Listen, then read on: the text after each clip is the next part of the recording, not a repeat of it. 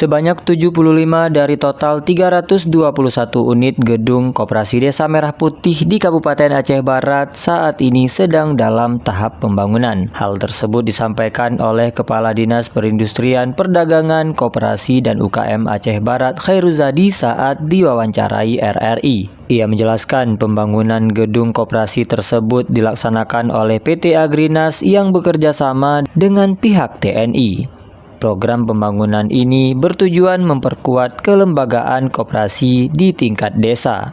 Kita sudah pada tahap proses pembangunan koperasi Desa Merah Putih yang dilaksanakan oleh PT Agrinas dan bekerjasama dengan pihak TNI. Untuk di Kabupaten Aceh Barat dari 321 koperasi Desa Merah Putih yang ada, ini sedang dalam proses pembangunan. Ini 75 buah koperasi yang sedang dalam proses pembangunan. Khairuzadi berharap setelah pembangunan selesai, koperasi desa tersebut dapat meningkatkan aktivitas usaha. Koperasi diharapkan mampu mengembangkan berbagai kegiatan ekonomi seperti pembentukan gerai usaha dan layanan ekonomi lainnya bagi masyarakat.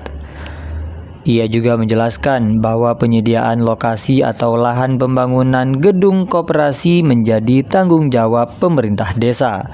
Kondisi ini menyebabkan masih terdapat sejumlah desa yang belum dapat memulai pembangunan karena keterbatasan lahan. Menurutnya, sebagian besar gedung koperasi yang saat ini sedang dibangun memanfaatkan lahan milik pemerintah Kabupaten Aceh Barat. Pemanfaatan lahan tersebut dilakukan sebagai bentuk dukungan pemerintah daerah terhadap penguatan kelembagaan koperasi desa. Khairuzadi mengimbau kepada pengelola Koperasi Desa Merah Putih yang belum memiliki lahan pembangunan agar segera menyiapkan lokasi. Hal tersebut penting agar proses pembangunan oleh PT Agrinas bekerja sama dengan pihak TNI dapat segera dilaksanakan. Selain itu, ia juga mengingatkan pengurus koperasi yang belum memiliki gedung agar tetap menjalankan aktivitas perkoperasian. Kegiatan tersebut antara lain merekrut anggota, mengaktifkan simpanan pokok dan simpanan wajib, serta mengembangkan berbagai kegiatan usaha koperasi lainnya. Reporter RRI Melabuh Tama Maulizar melaporkan.